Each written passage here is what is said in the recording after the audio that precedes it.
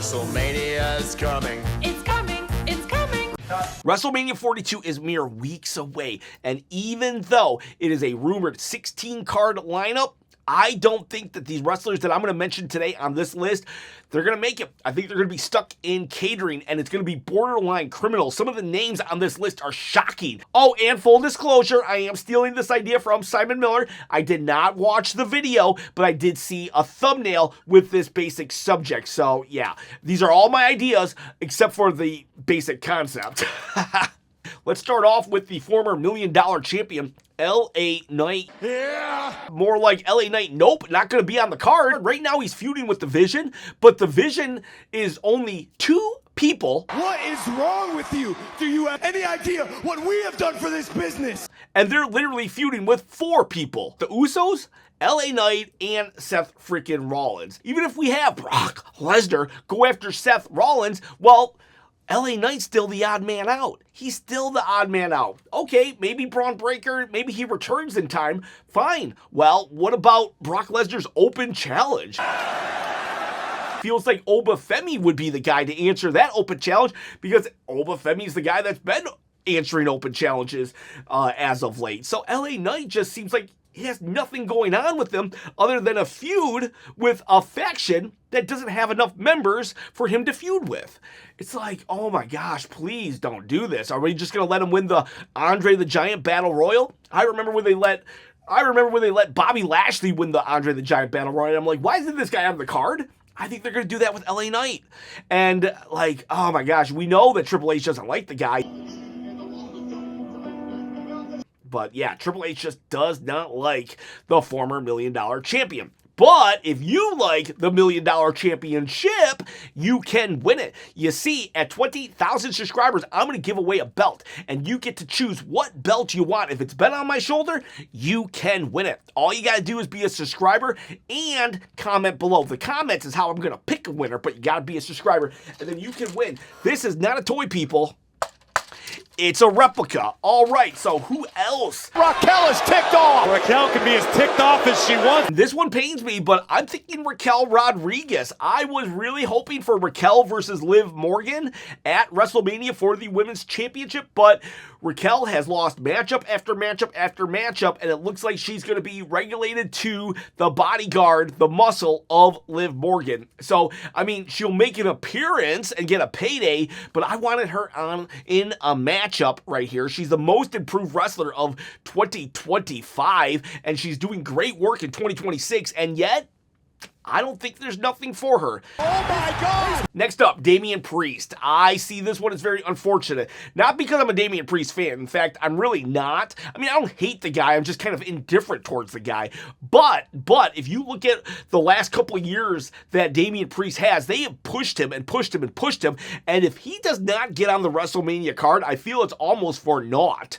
Like last year, he got a feud with Drew McIntyre after Drew McIntyre's stellar feud with CM Punk. And the year before that, I'm catching it right now. didn't he beat Drew McIntyre for the championship? It's like we've done so much work for this guy, and now look at where he's at. He just won a #1 contenders match with R-Truth for the tag team title, but honestly, I don't even think that matchup will be on the WrestleMania card. At best, it'll be on the SmackDown before WrestleMania. So for Damian Priest to miss WrestleMania is kind of like, why did we push him so hard if we just were going to let him just get to this point where he's such an afterthought that he doesn't even make WrestleMania 42? The people that he's going to be fighting for said tag team belt is Solo Sikoa and the MFTs. Solo has never had a WrestleMania match. For as long as he's been in WWE, he's never had one WrestleMania match thus far, and yeah, I think the streak, unfortunately, continues. At best, he's going to defend the tag titles before WrestleMania. I mean, the dude's in a feud for a lantern right now that's been going on since John Cena was fighting Logan Paul in Paris. That's how long the Wyatts and Solo MFT feud has been going on. It's like, that's not going to get a WrestleMania matchup at this point. So it's like, what does Solo do? He has nothing really. He has nothing going on that gets him on the card, which sucks. Here's one that sucks, Chelsea Green. For whatever reason, WWE just does not see her really as a main event person. As Michael P.S. Hayes said in the Unreal documentary, they see her as a person to put over people who they see as main event players. I don't regret what I said because her role, it is to help make other people. Therefore, why would they waste a WrestleMania spot with Chelsea Green? Now, I think that sucks because I definitely believe that Chelsea could hold it down with the top championship. And yet, now I do know that she is injured, but let's pretend she wasn't. Let's pretend she wasn't because maybe she could be healed in time. I still don't think they would give her the matchup. She was U.S. champion last year, I believe, and they didn't give her a spot on the card, so why would they suddenly do it this year? Yeah, it's very unfortunate. Now, I will also say, though, when it comes to injuries, I'm not going to put them on the list. Braun Breaker, Bronson Reed, Bianca Belair, Sheamus, definitely people who could deserves a spot on the WrestleMania card, but it's not creative's fault that they're not there. It's literally injury's fault.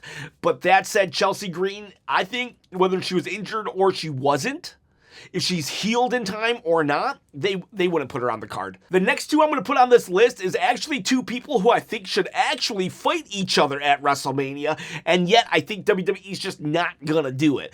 The Miz. I see The Miz as a former WrestleMania main eventer, a company man, a guy who will do anything for WWE, and I think WWE will take advantage of that and say, tell you what, Miz, why don't you do a lot of promotion for us and then not be on the card. If The Miz is lucky, he'll be the WrestleMania. They just don't really care about The Miz that much to give him any kind of marquee spots. But the person I think that he should be fighting is the other person on the list, and that's Danhausen. Danhausen is taking WWE by storm with his curse and everything, and people are just loving this dude. And yet, I think WWE will give him a segment, but I don't think they're going to give him an actual matchup. They should do Miz versus Danhausen at WrestleMania, make it a little funny. And usually I'm not all about the funny matches, but I mean, think about it. Didn't Sami Zayn and what was that guy, Steve-O? They had a funny matchup a couple of years back, and that was a brilliant WrestleMania match. Give Miz and Danhausen 8 minutes. I think that would be brilliant. But no, I think both of them left off the card. Just like I think Julia's going to be left off the card. Maybe, at best, Julia can hope for a tag team match in some kind of like ladder match, TLC match. That's the best she can hope for, but I think WWE has really fumbled Julia on the main roster, and I just don't think they're going to give it to her. In fact, it looks like they're starting to position Kiana James, her manager, to kind of like overshadow her, and I'm a little worried. I don't know why we can't just push them both at the same time. Oh no, two strong people in a duo? Heaven forbid. I mean, it worked for Iyo Sky and Rhea Ripley, but why can't we do it for Julia and Kiana James? Honestly, both of them. I just don't think both of them will be on the card at all. Even though she's the U.S. champion currently, remember Evolution? She was the women's U.S. champion back then as well, and she wasn't defending her title. She was just in the Battle Royal. So yeah, they're not going to give Julia anything here. And since we brought up Iyo Sky, I'm thinking, yeah, Io's not going to be here either. And Iyo and Julia would be a great matchup. That would be a great matchup, but it's probably just going to be a SmackDown match before or after. I could see it, you know what, honestly, it's probably going to be after WrestleMania. That way, Rhea beats Jade Cargill, right? And then Iyo beats Julia, and they both have titles. Yay for whatever they call themselves, Rio or something like that. And yeah, no. Iyo definitely should be on the card. She's one of the most popular wrestlers, and yet they really treat her as an afterthought. She's regulated to Rhea Ripley's sidekick, and this is not me bashing on Rhea Ripley, but I am saying Iyo Sky deserves way more than that. Now we go to Rusev. Honestly, I can't see Rusev getting on the card. His best shot was a feud with Obafemi. This is the Started the fight that you described. And they just gave away that match for like, what, 3 minutes? A 3 to 4 minute matchup on Raw. And it wasn't even that compelling. It was more of a showcase of Obafemi than nothing. So I just, for whatever reason, they don't see Rusev as the guy anymore. And another guy who jumped from AEW back to WWE is Alistair Black. What are we going to do with that guy? He was feuding with Randy Orton, but now Randy's back in the main event. So, like, Alistair Black really has nothing to do. He was kind of flirting with Sami Zayn last week, but I think Sami versus Trick Williams is the matchup they're going to do. So Black really has nothing. He has nothing to do, and that's interesting. Like, it's just so weird. So weird. We have like 6 hours of TV every week, and yet we have so little story for so many people. And finally, I'm thinking Carmelo Hayes is not going to be on the WrestleMania card. I think it should be Carmelo versus Trick Williams. Honestly, have Trick beat Carmelo Hayes in a U.S. title open challenge and then have the rematch at WrestleMania when Trick closes the U.S. challenge. But no, I think Trick versus Sami, like I said. Therefore, what does Carmelo do? These U.S. Open Challenges matches have never been on a PLE. They just have them on SmackDown. So I just don't see them putting Carmelo on the main show, which sucks because there are multiple people for Carmelo to actually engage in a match with. Trick Williams, The Miz, Ilya Dragunov, there's another guy who's probably going to be left off the card. It's like Melo should definitely be at WrestleMania. He's been on the main roster for like 2 or 3 years now, and I feel like, come on, can we not throw the guy a bone? Can we not put him on the matchup? He has the U.S. Championship. He's been doing a great job with it. Give him a storyline. Get him on the card. It's like, come on.